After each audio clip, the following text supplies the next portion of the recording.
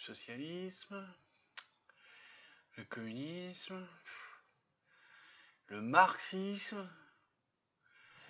Mais au bout du compte, ce serait pas tout la même chose, ces trucs-là?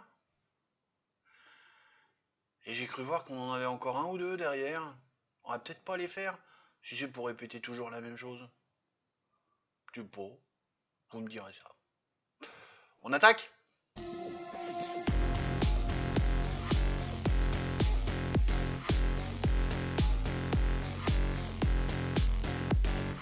Salut mes biloutiers! Café? Ouais, hein, café, hein. Demain, on parle de quoi? Bah, je vais pas vous le dire à chaque fois, on fait le point planning. Vous savez très bien que quand je bois le café, on fait le point planning. Non, bah, on fait le point planning.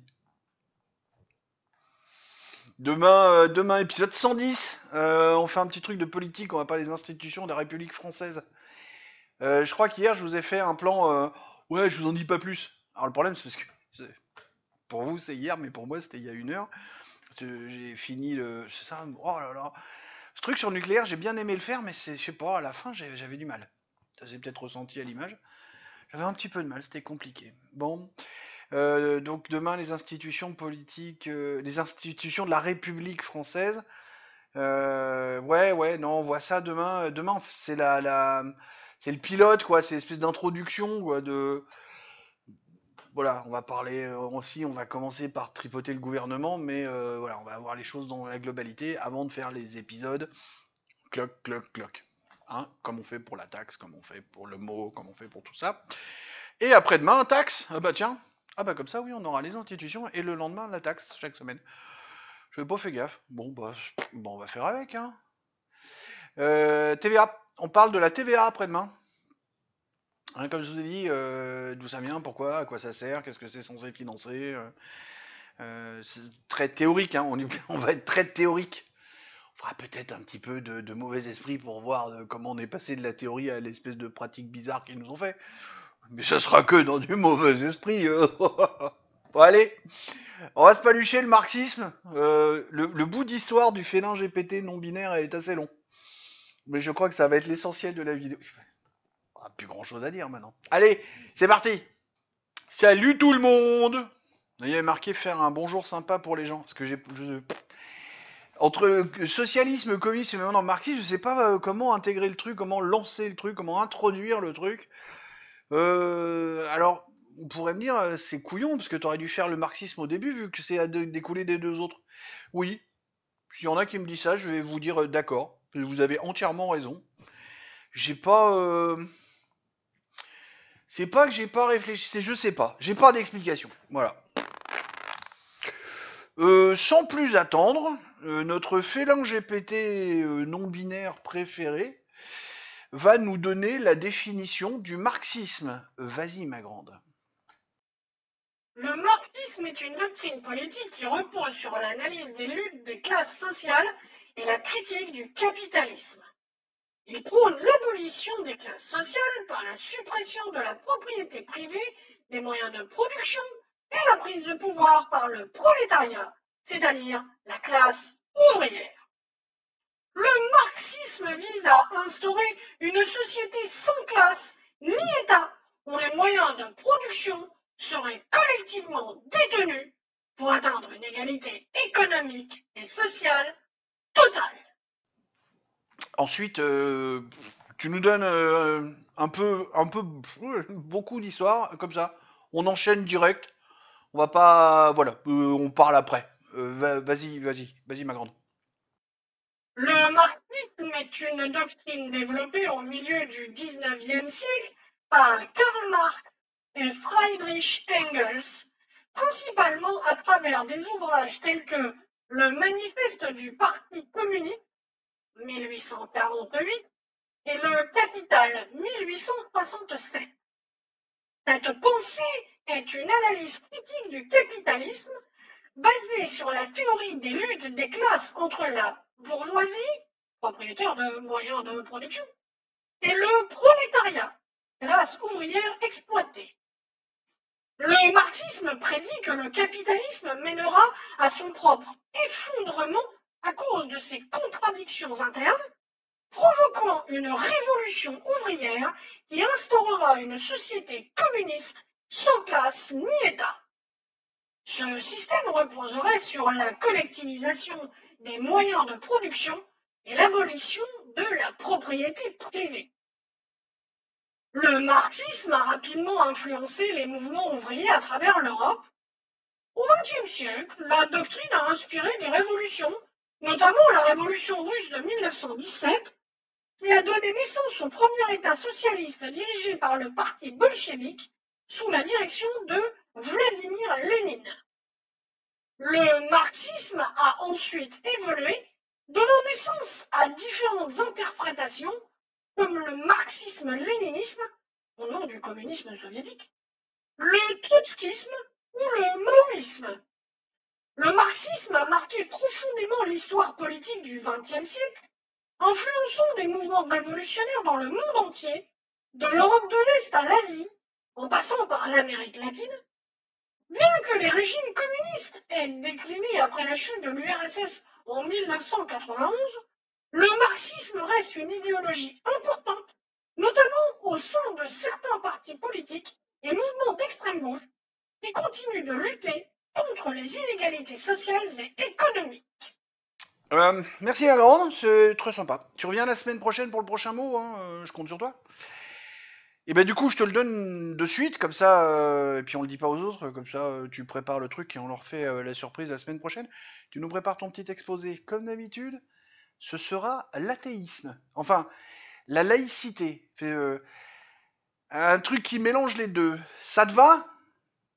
Oui, c'est compris. Mais là, il faudrait que tu te mettes d'accord avec toi-même, ma Blanarde. Athéisme ou laïcité? Parce que c'est pas vraiment pareil. Bon, vu les têtes que tu fais, je vais me débrouiller. Salut tout le monde, je vais faire une siestarine. Salut ma grande. Bonne sieste. Je vais causer avec les gens de la liste des personnalités que tu m'as donné tout à l'heure. Hein. Déjà dit bonne sieste. Là. Ah bah oui, les félins GPT fait partie de la race des félins. Ça dort 16 heures par jour. Un peu sur le même schéma qu'on a commencé à vraiment s'habituer à faire. Donc elle m'a donné une liste de personnalités bah, qui reprend. Ouais, non, s'il y a des nouveaux noms, je trouve. Bon, bien entendu, alors personnalité française, uniquement. Only, pour rester dans le français. En premier, bien entendu, Georges Marchais, hein, c'est voilà, secrétaire général du Parti communiste français de 1972 à 1994. Bon, pas grand chose de plus à en dire. Non, faut pas, c'est l'autre chaîne ça. En deux, forcément, Jean-Luc Mélenchon, qu'elle m'a qualifié de fondateur de la France insoumise. Bon. Si, vous pensez qu'on pourrait remettre en cause son... Non, non, non, sa base, son fondement, son fond de commerce, c'est le marxisme. Il a rajouté des trucs par-dessus, mais à la base, c'est un marxiste, même si on pourrait en douter. Dites-moi en commentaire ce que vous pensez de cet état. Avec le troisième personnage... Ah, quoi que si, parce qu'elle-même dit bien qu'elle n'est pas marxiste. Arlette Laguillet. Pour les plus anciens, Arlette la Belette. Vous vous rappelez? Puis en plus, oui, elle me dit elle-même militante trotskiste. Parce que Arlette, elle avait tendance à dire qu'elle était trotskiste, mais elle l'a même prouvé, elle a fait partie des mouvements trotskistes autour de mai 68. Après, elle me parle de Olivier Besancenot. Ça parle à tout le monde.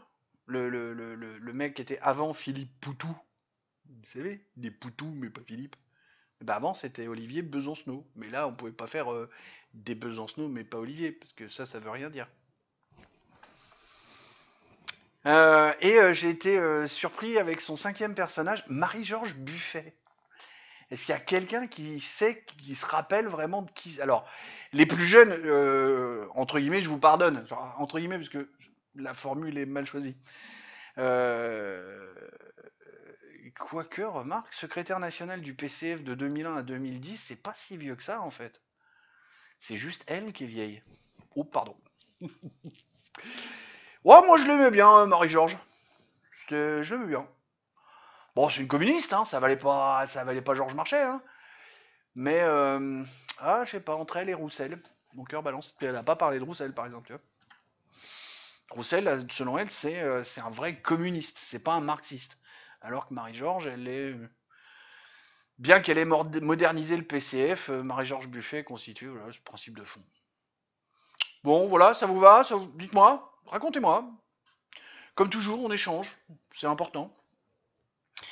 Parce que si ça va toujours que dans un seul sens, ça n'ira toujours que de la même manière. Si vous n'apportez pas un petit peu de... Voilà. En matière de dérive, bon, je pense qu'avec ce qu'on a vu sur le communisme et sur le socialisme, on a fait le tour. Je vois pas. J'ai réfléchi, hein, j'ai réfléchi. Pas grand chose de nouveau. Non, non, non, j'allais pas refaire la même connerie. C'est bon, je vais pas la faire toutes les 2 minutes. Ça.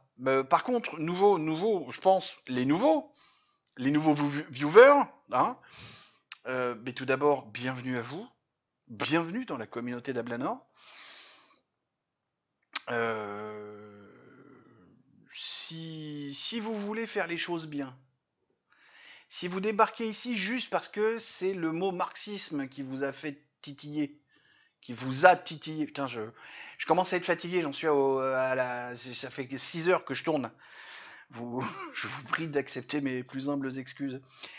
Les nouveaux, est-ce que vous avez remarqué qu'il y avait un trigramme? Il y a un truc, il y a 3 lettres en majuscule dans le titre de, je sais pas où il est en fait pour vous le titre, hein, et là c'est le mot. Peut-être que tout le contenu de ma chaîne ne vous intéresse pas, mais peut-être qu'il n'y a que celui du mot qui vous intéresse, puisqu'on parle de libéralisme, de marxisme, machin, de toutes les doctrines politiques. Il y a une playlist qui regroupe tout ça. Donc vous pouvez vous abonner à la chaîne, ça c'est sympa. Tiens, je vais essayer de coller un petit clap, l'air de rien. Hein, et puis comme ça, vous regardez juste ce qui vous intéresse sur le mot, mais avec un abonnement, c'est gentil pour moi. Et encore une fois, bienvenue dans la communauté d'Ablanor. Vous êtes les bienvenus, quel que soit votre penchant politique. On est là pour discuter, pour échanger, parce que nous sommes des humains civilisés. Ou presque. Qu'est-ce que je m'étais noté? Playlist, machin. Triskel et Stilgar, je ne vous oublie pas, les gars. Je suis juste complètement débordé. Oui, parce que c'est. Alors, pour ceux qui ne savent pas, ces deux-là, on cause en dehors des commentaires. Puisqu'ils ont été gentils. Ils sont venus me chercher. Et on cause. Je vous oublie pas, les gars. Promis, je vous oublie pas. Vraiment, vous habitez pas mes pensées en permanence. Hein. Il y a des moments, je pense aussi à prendre une douche. Mais voilà, je sais que je vous avais dit qu'on causerait. Là, pour l'instant, c'est compliqué. Je déborde de partout. Puis je commence à aller faire d'autres trucs à côté. C'est pas une bonne idée. Bon, voilà. Tout ça pour dire que les dérives, on les a déjà vues. Retournez voir ce qui a été dit dans le socialisme et le communisme. Vous avez à peu près tout ce qu'on peut avoir de dérives. J'ai pas trouvé de choses. J'ai rien trouvé de choses typiquement marxisme que je n'aurais pas dit dans les 2 précédents épisodes. Mon avis sur le marxisme. Alors vu que je me suis quand même enquillé le Capital, 800 pages le bordel, hein, t'as plus envie de caler l'armoire avec qu'autre chose. Mais si, je me suis enquillé des trucs dégueulasses. Hein. J'ai lu la Bible 2 fois, j'ai lu le Coran, j'ai lu le Capital. C'est pas mal. Hein. J'ai lu la généalogie de la morale de Friedrich Nietzsche, pour les fans de Laurent Gérard. Oui, il faut que j'explique les vannes pour certains, parce qu'il y en a qui ne comprennent pas. C'est normal. S'ils n'ont pas la rêve, ils n'ont pas la rêve. Les plus jeunes, vous ne la comprenez pas, celle-là, c'est normal. Alors, je dois bien avouer que la doctrine que j'ai lue dans ces 800 pages, j'ai trouvé super cool. Hein. Ah non, non, vraiment. Quand vous lisez le truc, putain, c'est génial ce truc. Wow, trop top. On referme le bouquin, on le pose sur la table de chevet, et puis on fait... Bon, si on remettait la nature humaine par-dessus ça... Et là, ça grince. Là, ça... Oh, un truc qui va pas. A contrario, parce que vous l'aurez bien compris, dans ces conditions-là, le total opposé du marxisme, c'est le capitalisme. Ou le capitalo-libéralisme. Hein, tu vois, on est à peu près là. Tu t'aperçois que, justement, en plus, vu qu'on a fait le capitalisme et le libéralisme, on s'aperçoit que ces 2 trucs-là, eux, ont bien intégré la nature humaine. Alors que Marx, la nature humaine, il a dit non, non, non, non, non, j'écris mon bouquin, on verra après. Me fais pas chier. Voilà, c'est le truc. C'est un peu la vie c'est un peu la vision de la chose que j'ai. Mais encore une fois, tout ce que j'ai lu dans les 800 pages du Capital, à deux, trois détails près que je pourrais même pas évoquer comme ça. Non, non, non, vraiment, j'ai trouvé ça assez génial. C'est une belle utopie.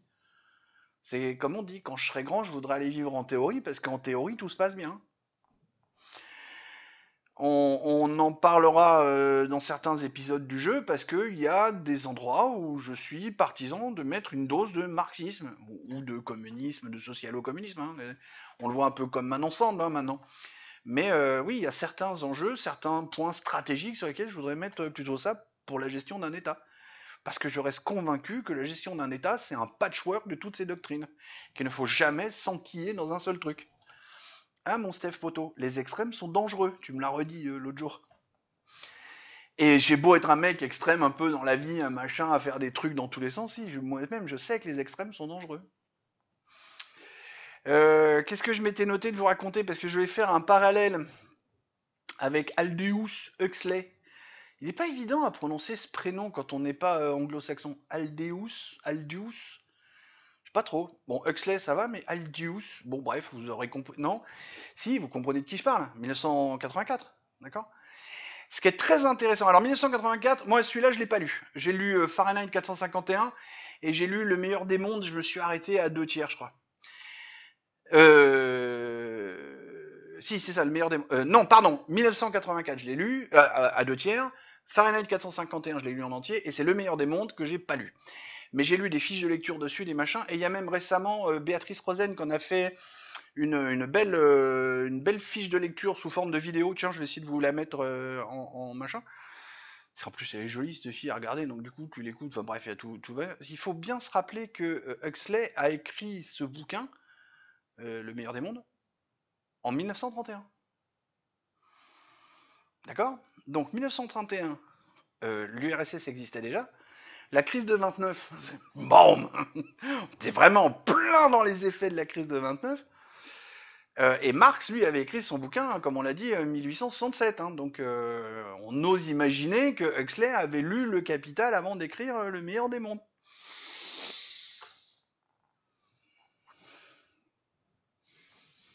Oui, c'est le moment de la vidéo qui se passe sans parole. Voilà. Je vous laisse cogiter. Je pense que vous voyez à peu près où je veux en venir. Et je pense que, bon, des fiches de lecture que j'ai eues sur Le meilleur des mondes, intéressant. Et puis surtout, Béatrice Rosen qui disait, si vous ne l'avez pas lu, bah lisez-le et faites le parallèle avec ce qui se passe maintenant. Et là, d'un coup, c'est compliqué de sauter du marxisme à Macron. Hein. Et pourtant, le pas entre les deux devrait se trouver chez Huxley. Bon, voilà. Le marxisme, c'est à peu près ça. Si c'est ultime, s'il est extrême, il est néfaste. Si on le place au bon endroit, il peut être bénéfique. C'est la conclusion que j'en ferai. Qu'est-ce que je m'étais noté? Nous verrons dans le jeu. Bah ça, je vous l'ai dit. Hein, dans les épisodes du jeu, on verra justement qu'est-ce que je trouve de bénéfique dans le marxisme quand il est utilisé vraiment de manière chirurgicale, dirons-nous. Voilà. On est bon. Putain, j'ai réussi à dépasser. Je voulais pas faire trop longtemps, j'ai réussi à dépasser. Tant pis. On cause parce qu'on se sent bien, parce qu'on est bien chez Ablanor, parce que c'est cool d'être chez Ablanor. Confirmez-moi ça dans les commentaires. Allez, sur ces bonnes paroles, des poutous. Mais pas Philippe. Qui est pourtant marxiste lui aussi.